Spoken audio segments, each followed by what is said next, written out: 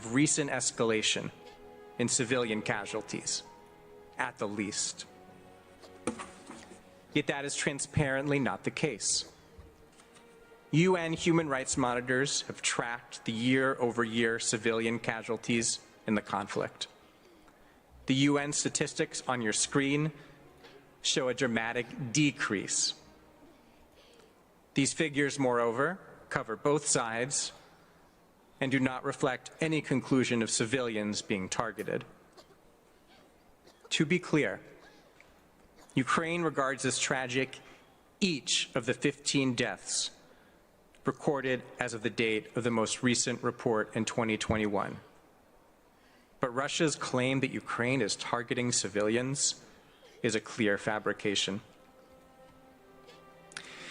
Indeed, as recently as 22 December 2021, the OSCE announced a renewed ceasefire agreement. As further explained in a recent report by The Guardian, quote, "The OSCE logs regular firing between Moscow armed separatists and Ukrainian soldiers. In recent months, this low-level conflict has been relatively calm, as Russia has moved 150,000 troops to Ukraine's borders, and Ukrainian soldiers have been under instructions not to return fire," end quote. Third, if one point should be clear from my presentation, it is that UN human rights monitors have been meticulously tracking the conflict in Donetsk and Luhansk from its inception to the present. In 8 years of reporting, there is not a single hint of any act of genocide. The OSCE has logged every ceasefire violation, and you will not find in its reports any evidence of genocide. Ukraine has recognized the jurisdiction of the International Criminal Court, whose jurisdiction includes the crime of genocide. The Office of the Prosecutor has been examining the situation for 7 years and found evidence of crimes, but has never said a word about genocide. In short, Russia's claim is that a genocide has occurred under the noses of diligent UN fact-finders, OSCE monitors, and ICC prosecutors. It defies credulity. I turn finally to the present. For months, the world watched Russia mass its forces along Ukraine's borders. Yet as recently as 31 January 2022, at a meeting of the UN Security Council, the permanent representative of Russia reacted angrily to suggestions that Russia planned to invade. He mockingly called on the United States to, quote, "show us at least some evidence, apart from bogus narratives fabricated in their own heads, that Russia intends to attack Ukraine." That was a lie. Little more than 3 weeks later, Russia did attack Ukraine. The same permanent representative would justify his country's invasion based on claims of genocide. Another lie. To the end, Russia appeared desperate to manufacture a casus belli. But plans to stage false flag attacks were exposed. Shelling was intensified along the contact line to provoke retaliation, but Ukraine would not oblige. On 17 February, a horrific act of violence did occur in Luhansk Oblast when a kindergarten was attacked. The OSCE called this indiscriminate shelling.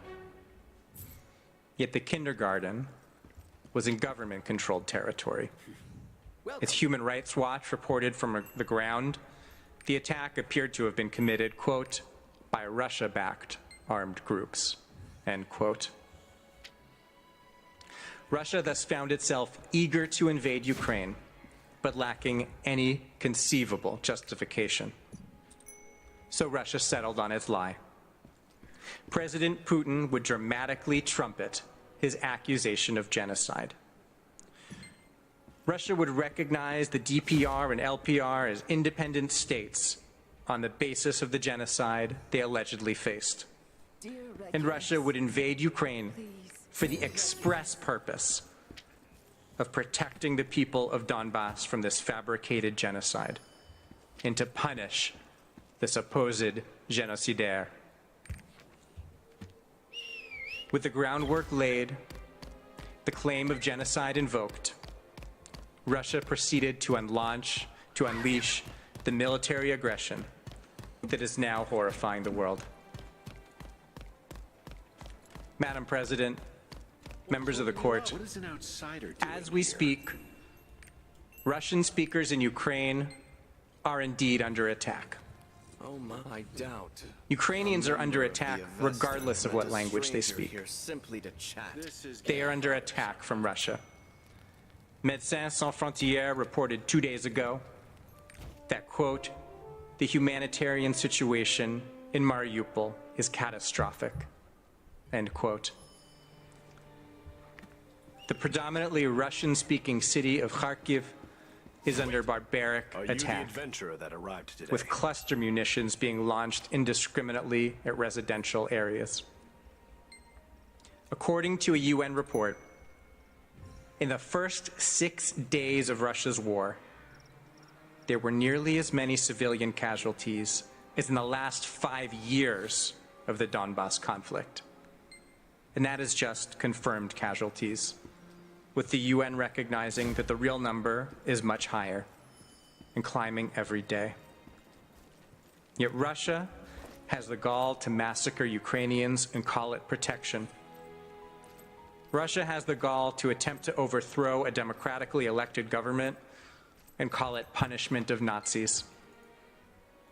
Russia has the gall to accuse Ukraine of a fake genocide and to rain very real destruction and terror on the 44 million inhabitants of a sovereign state. Madam President, the facts are undeniable. Russia's allegations of genocide are false and outrageous. I respectfully ask that you call on Ms. Marnichik, who will explain the plausibility of the rights Ukraine asserts under the Genocide Convention. I thank Mr. Zients, and I now invite Ms. Marnichik to take the floor. You have the floor, Ms. Cheek. Have you come for entry clearance? The outpost leader is inside. There have been Quick! Hurry up and move! Who are you? We must inform our homeland about this. Hurry! Madam President, distinguished members of the court, it is an honor to appear before you again on behalf of Ukraine. I will discuss the rights that Ukraine seeks to preserve through its request for provisional measures. As stated in this court's order on provisional measures in the Gambia versus Myanmar, and here I substitute Ukraine for the Gambia, quote, at this stage of the proceedings, the court is not called upon to determine definitively whether the rights which Ukraine wishes to see protected exist. Reinforcements are on the way. It need only decide whether the rights claimed by Ukraine on the merits and for which it is seeking protection are plausible. In this case, the rights asserted by Ukraine are plausible, as they are, to again quote the court in Belgium v. Senegal, grounded in a possible interpretation of the Convention. Indeed, the rights that Ukraine asserts are grounded in a good faith interpretation of the Convention, while Russia's use of the Genocide Convention to try to mask its unlawful invasion of Ukraine can only be described as proceeding in bad faith in violation of the Convention. This morning, I will first describe the rights and obligations that exist under the Genocide Convention. Second, I will explain that there is no plausible evidence of genocide in the Donbass region of Ukraine. Third, and finally, I will elaborate on Ukraine's right to demand good faith performance and to not be subjected to abuse or misuse of the Genocide Convention. An outsider. Please. So let me first describe generally the rights and obligations under the Genocide Convention. Article 1 of the Genocide Convention confirms that genocide is a crime under international law, which the contracting parties, quote, undertake to prevent and punish. This court has interpreted Article 1, observing in the Bosnia genocide case that while the Genocide Convention, quote, does not expressis verbis require states to refrain from themselves committing genocide, that is precisely what the duty to prevent genocide necessarily implies. The court went on to further explain the obligation to prevent genocide as follows, quote, a state's obligation to prevent and the corresponding duty to act arise at the instant that the state learns of, or should normally have learned of, the existence of a serious risk that genocide will be committed. From that moment onwards, if the state has available to it means likely to have a deterrent effect, or those suspected of preparing genocide, or reasonably suspected of harboring specific intent, dolus specialis, it is under a duty to make such use of these means as the circumstances permit. Thus, consistent with the object and purpose of the Genocide Convention, to liberate mankind from the odious scourge of genocide, Article 1 includes both an obligation not to commit genocide, as well as a duty to act to prevent and punish genocide. With regard to the duty to act, where there is a serious risk of genocide, states should take preventative measures likely to have a deterrent effect. Further, under Article 4 of the Convention, quote, persons committing genocide or any of the other acts enumerated in Article 3 shall be punished, whether they are constitutionally responsible leaders, public officials, or private individuals. Russia has acted inconsistently with these obligations and duties. It has fabricated a claim of genocide in the Donbas region of eastern Ukraine. It has then justified its military invasion of the entire country as the prevention of that fabricated genocide and as punishment of the alleged perpetrators of genocide through so-called denazification. It has not taken preventive measures likely to have a deterrent effect. As this court explained in its 1951 advisory opinion on the reservations to the Convention on Genocide, the Convention was manifestly adopted for a purely humanitarian and civilizing purpose. It is indeed difficult to imagine a convention that might have this dual character to a greater degree, since its object, on the one hand, is to safeguard the very existence of certain human groups, and on the other, to confirm and endorse the most elementary principles of morality. In such a convention, the contracting states do not have any interests of their own. They merely have one and all a common interest, namely the accomplishment of those high purposes which are the raison d'etre of the Convention. Consequently, in a convention of this type, one cannot speak to individual advantages or disadvantages to states, or to the maintenance of a perfect contractual balance between rights and duties. The high ideals which inspired the Convention provide, by virtue of the common will of the parties, the foundation and measure of all of its provisions. The world has happened to FEITON. The Russian Federation has flouted these ideals. It does not act with high purposes.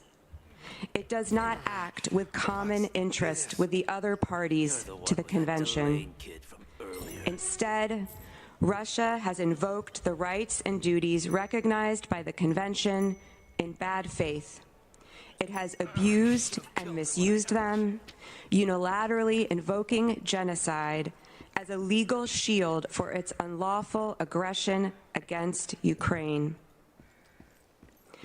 As Ukraine's cities are destroyed and its people killed in the name of preventing and punishing genocide, the Convention's humanitarian and civilizing purpose is being turned inside out.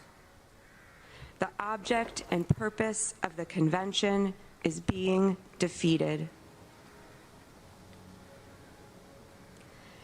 Let me now explain, for the avoidance of doubt, that there is no plausible genocide in the Donbas region of Ukraine. The duty to prevent and punish genocide only arises when there is an actual genocide or a serious risk of it. Contrary to Russia's claims, there is no genocide or serious risk of it in the Donbas region. Genocide is defined in Article 2 of the treaty as, quote, acts committed with intent to destroy a national, ethnical, racial, or religious group, including killings, causing serious bodily injury or mental harm, and deliberately inflicting conditions of life calculated to bring about physical destruction. There is simply no plausible evidence that Ukraine perpetrated such acts in the Donbas region of Ukraine or anywhere else.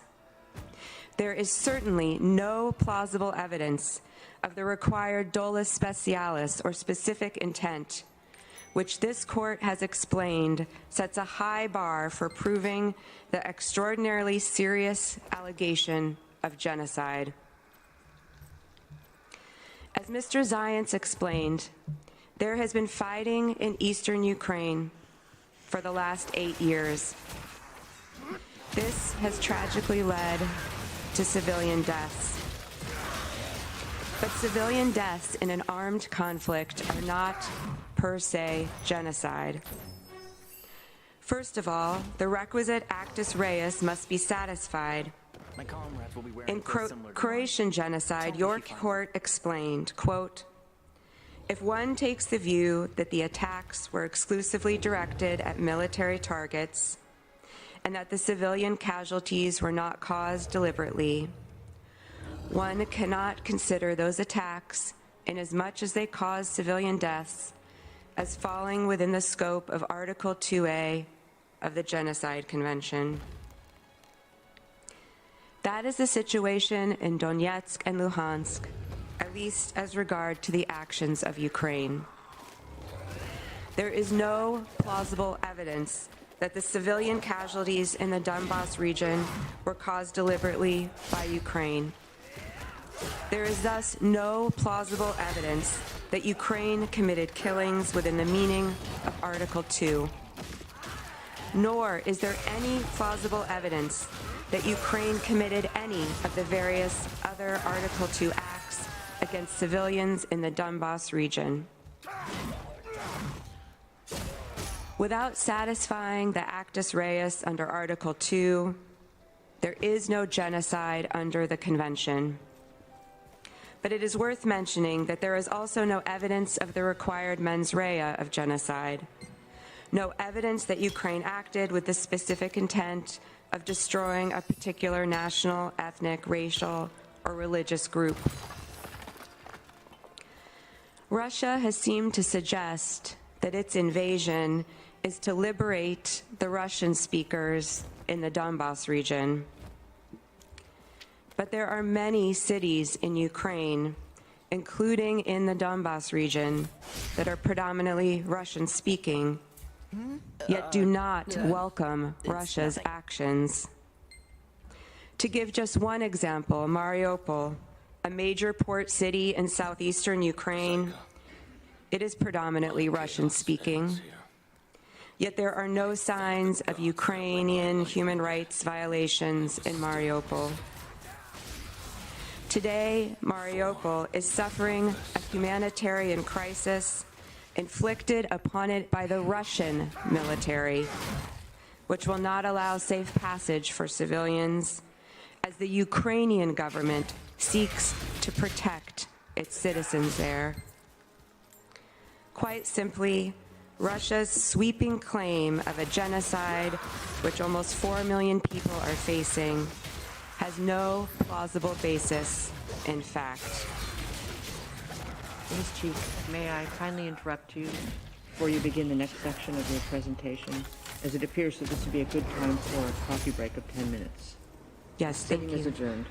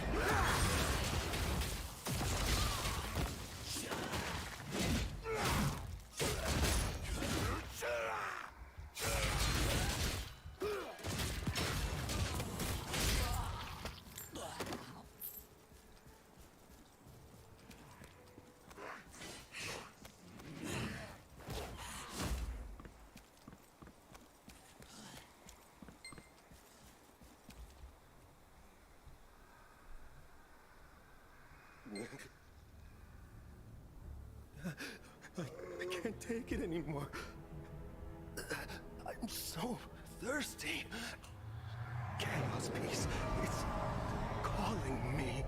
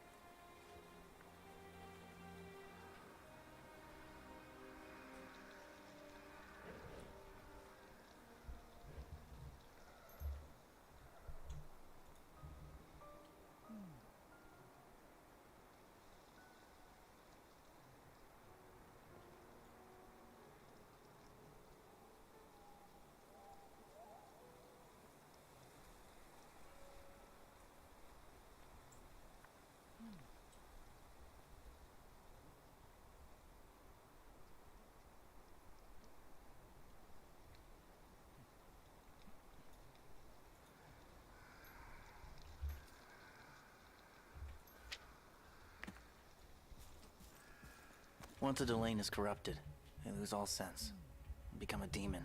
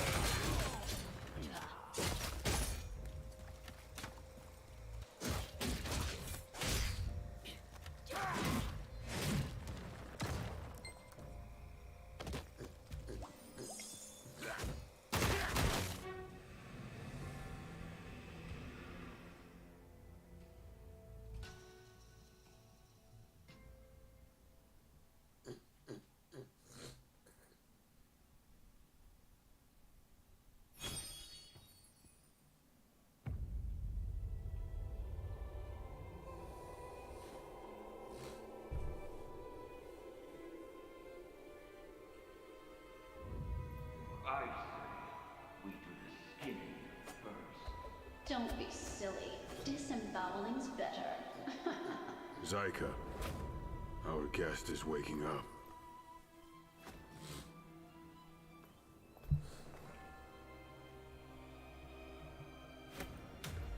Good. I have questions. Do you have anything to do with the Chaos Gates?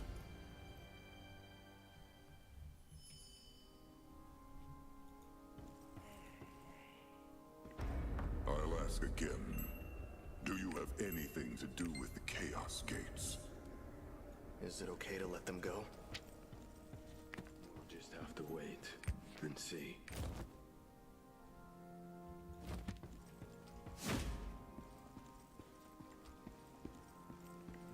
Leave Felton when I tell you nicely.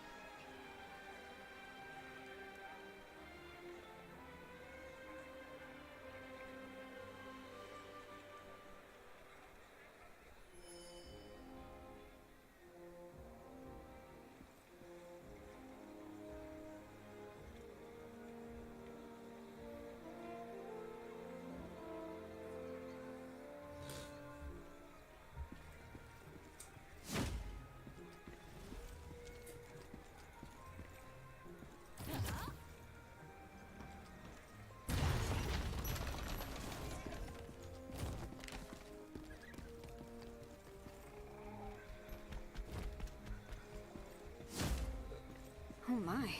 Are you an outsider?